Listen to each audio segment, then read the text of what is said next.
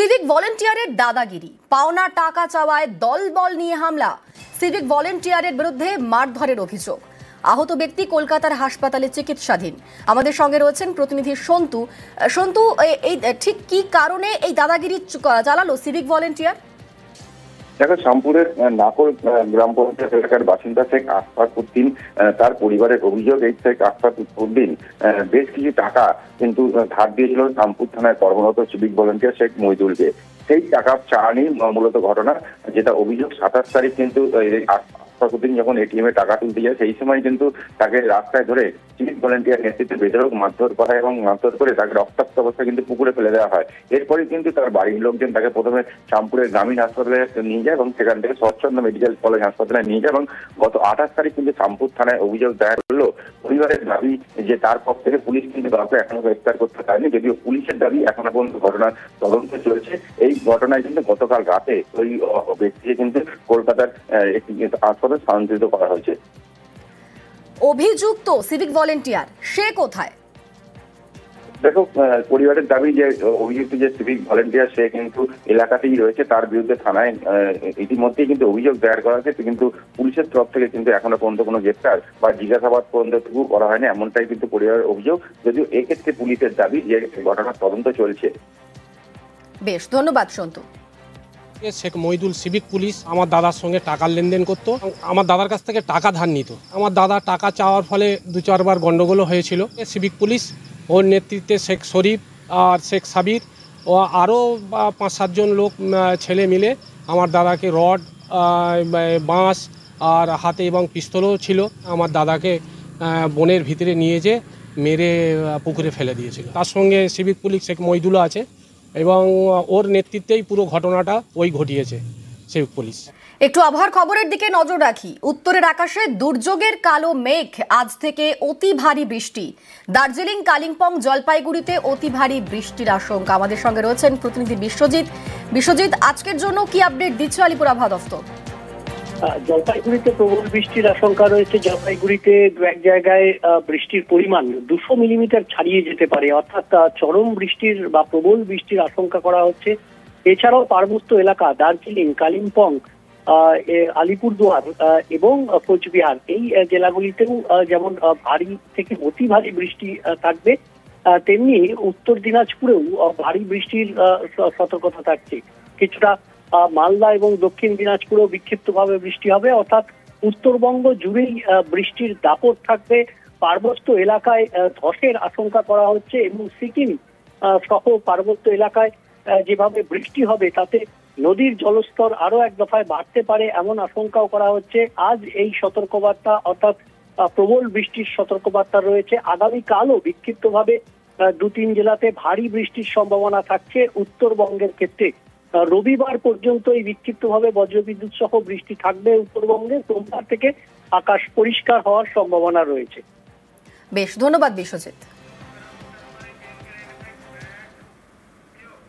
অসময়ের বৃষ্টি আর তাতেই একাধিক জায়গায় ফসল নষ্ট। বৃষ্টিতে ফুলকপি চাষে ক্ষতির আশঙ্কা। বৃষ্টির পর রোদ উঠলেই নষ্ট হবে ফুলকপি, চিন্তায় বাঁকুড়ার সোনামুখীর কৃষকরা। আমাদের সঙ্গে রয়েছেন দেবব্রত। কি বলছেন কৃষকরা?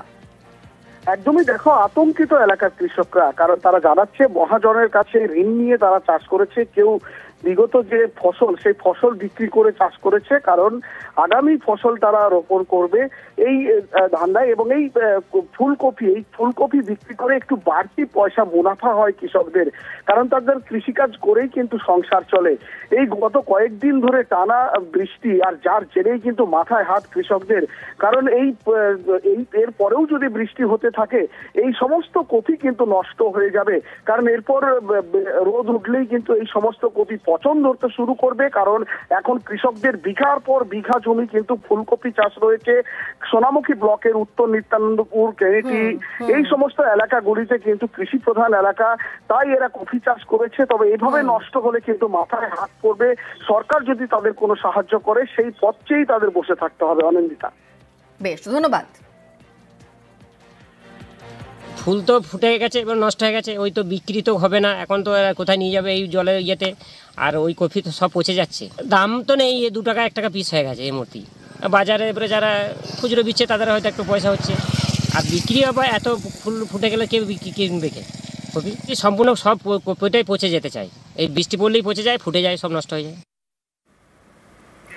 পুরনো ক্ষত এখনো সারেনি, এরই মাঝে উত্তরবঙ্গে ফের দুর্যোগের মেঘ। আজ অতি ভারী বৃষ্টির পূর্বাভাস, পাহাড়ে ফের ধসের আশঙ্কা, অসময়ের বৃষ্টিতে চাষেও ক্ষতির আশঙ্কায় কৃষকরা।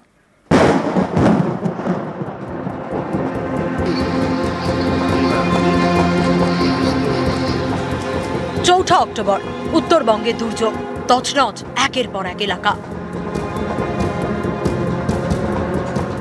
দুর্যোগের পুরনো ক্ষত এখনো সারেনি, সেই উত্তরবঙ্গে আবারও দুর্যোগের আশঙ্কা। শুক্রবার উত্তরের সব জেলায় বৃষ্টির পূর্বাভাস। ভারী থেকে অতি ভারী বৃষ্টি হতে পারে দার্জিলিং, কালিম্পং, কোচবিহার, আলিপুরদুয়ার এবং জলপাইগুড়িতে। এর মধ্যে জলপাইগুড়িতে 200 মিলিমিটারের বেশি বৃষ্টির সম্ভাবনা। অতি ভারী বৃষ্টির জেরে পাহাড়ে ফের ধসের আশঙ্কা। দার্জিলিং, কালিম্পং, জলপাইগুড়ি, আলিপুরদুয়ার, উত্তর দিনাজপুর জেলাতে ভারী বৃষ্টির সম্ভাবনা রয়েছে। 31 তারিখে বৃষ্টিপাত বাড়বে এবং সেটা ভারী থেকে অতি ভারী এবং অত্যন্ত ভারী বৃষ্টিপাত, এক্সট্রিমলি হেভি, 200 মিলিমিটার বা তার বেশি বৃষ্টিপাত হওয়ার সম্ভাবনাও এক দু জায়গায় থাকছে। ভূমিধস হওয়ার সম্ভাবনা থাকবে। যেগুলো নিচু এলাকা, সেই নিচু এলাকায় জল জমে যাওয়ার সম্ভাবনা থাকবে এবং কাঁচা রাস্তা ক্ষতি হওয়ার সম্ভাবনা আছে। কাঁচা বাড়িরও যেটা ধসে যাওয়ার হয় সেরকম হওয়ার সম্ভাবনা থাকবে। এরকম উত্তরবঙ্গে অতি ভারী বৃষ্টি এবং ধসের আশঙ্কা। এর জেরে শুক্রবার থেকে পাহাড়ে বন্ধ adventure tourism, paragliding, river rafting এবং ক্যাম্পিং বন্ধের নির্দেশ। মঙ্গলবার অন্ধ্রপ্রদেশে আছড়ে পড়ে মন্থা, শক্তি হারিয়ে ঘূর্ণিঝড় পরিণত হয়েছে নিম্নচাপে। এর প্রভাবে রাজ্যে জেলায় জেলায় বৃষ্টি।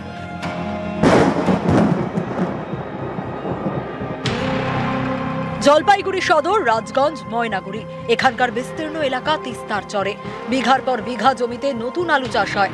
অক্টোবরের শুরুতে বীজ পোতেন কৃষকরা, কিন্তু এবছর তা করা যায়নি, কারণ সেই সময় উত্তরে দুর্যোগ। নদীর জল জমে যায় চাষের জমিতে। এর জেরে সময় মতো চাষের কাজ শুরুই করা যায়নি। মাসের শেষেও দুর্যোগের মেঘ। বৃষ্টির আশঙ্কা রয়েছে এবং তার ফলে তিস্তা নদীর জলরাশি বিপুল পরিমাণে বাড়ার সম্ভাবনা রয়েছে। তাই আপনারা অতি শীঘ্র চর এলাকা ছেড়ে ফ্লাড সেন্টারে চলে আসুন। জলপাইগুড়িতে অতি ভারী বৃষ্টির আশঙ্কা।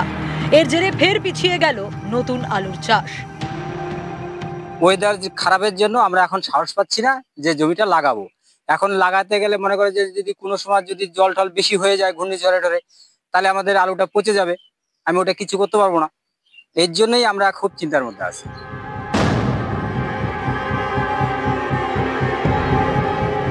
বাঁকুড়ার বিষ্ণুপুর এবং জয়পুর, এখানে বিঘার পর বিঘা চাষের জমি জলের তলায়। অকাল দুর্যোগ, এখানে প্রচুর মানুষ আলু লাগিয়েছিল। 2 দিন বৃষ্টি হওয়ার কারণে জমিতে প্রচুর জল জমে আছে, খুবই ক্ষতিগ্রস্ত। চাষিদের মাথায় হাত। অক্টোবর মাস, নতুন আলু চাষের সময়। কয়েকশো বিঘা জমিতে পোতা বীজ, সব জলের তলায়। কৃষকদের মাথায় হাত। প্রচণ্ড হারে আর কি আলু চাষের ক্ষয়ক্ষতি হয়ে গেছে। আর কি 2 দিন জল হওয়ার পর জমিতে প্রচণ্ড জল দাঁড়িয়ে আছে। জল এখনও পর্যন্ত জমিতে জল আছে, কিন্তু আলু যে লাগিয়েছিল একটা আলু আশা করি টিকবে না, আবার পুনরায় দ্বিতীয়বার আবার চাষ করতে হবে। নিউজ 18 বাংলা।